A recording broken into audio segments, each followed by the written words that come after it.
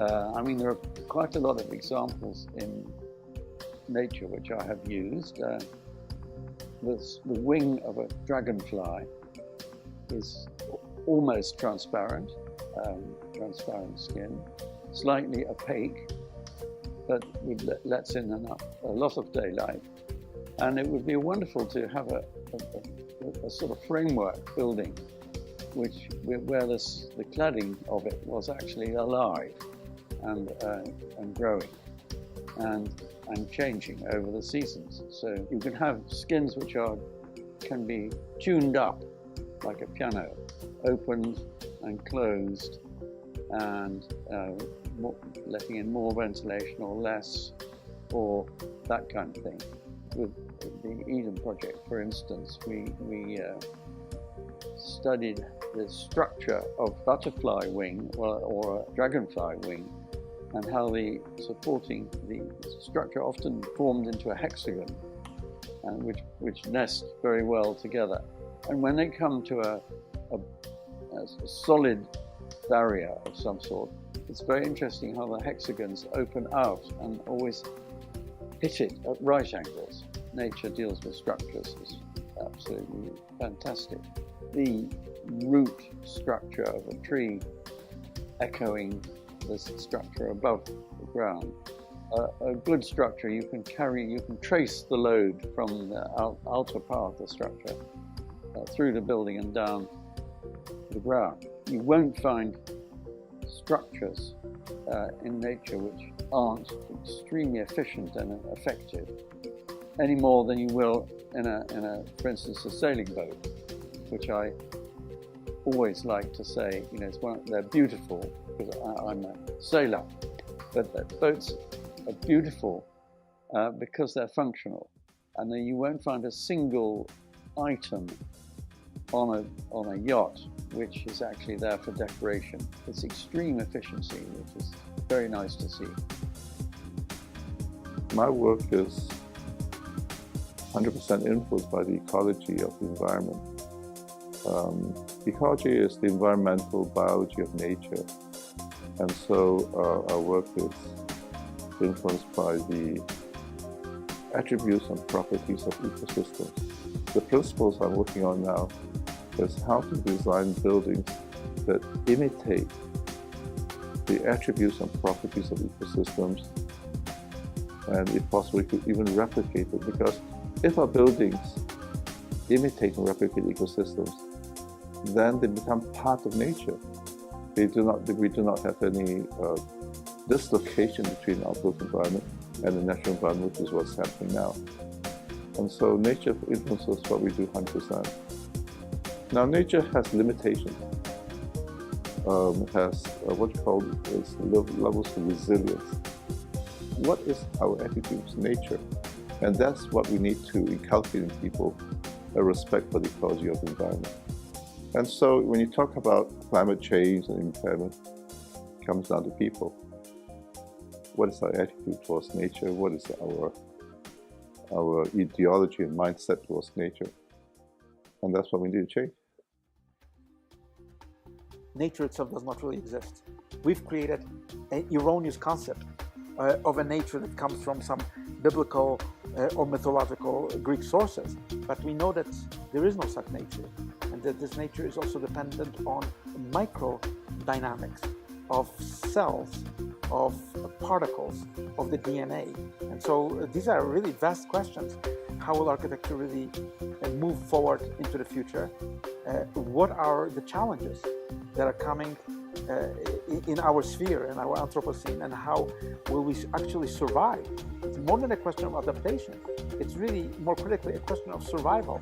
We assume we will survive, but that assumption is really might be illusory if we don't act on our environment, if we don't act politically to change the attitude to the city and to how we live, if we don't use the solidarity of human beings around the planet, the notion of sustainability, and that is memory.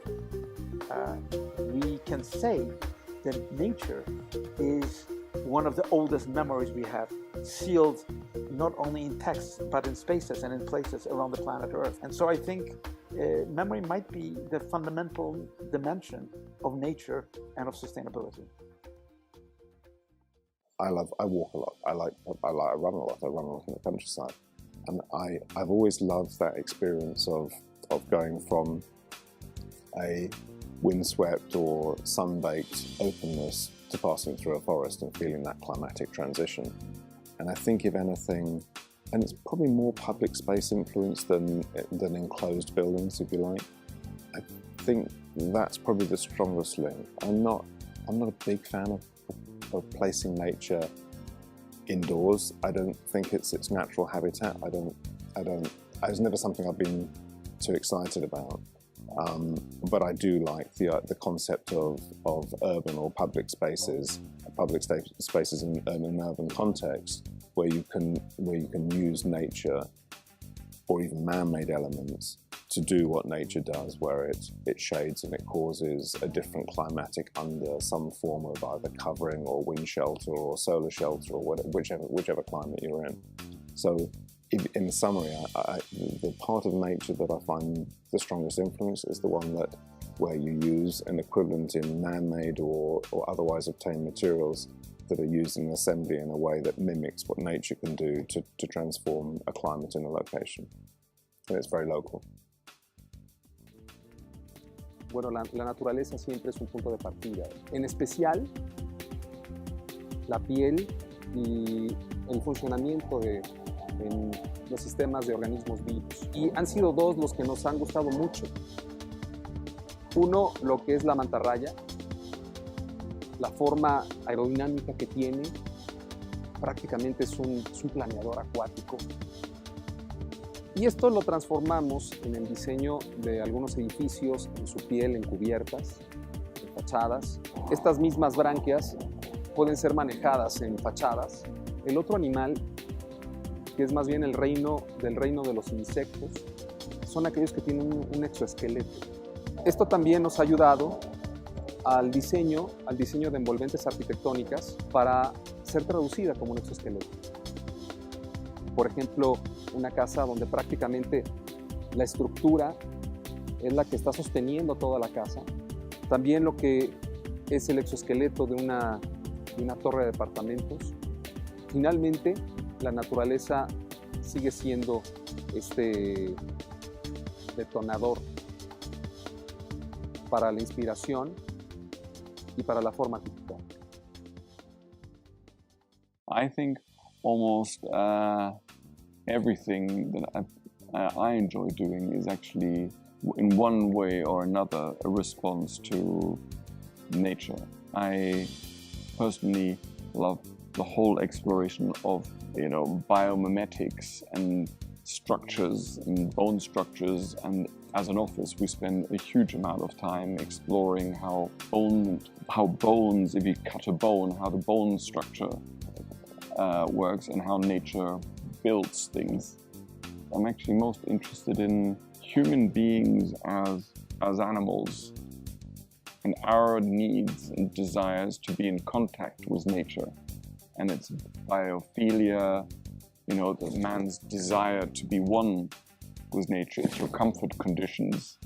How can you actually create architecture that brings people, maybe not back to nature, but brings nature to them? Because the truth is we probably missed the boat of going back to nature.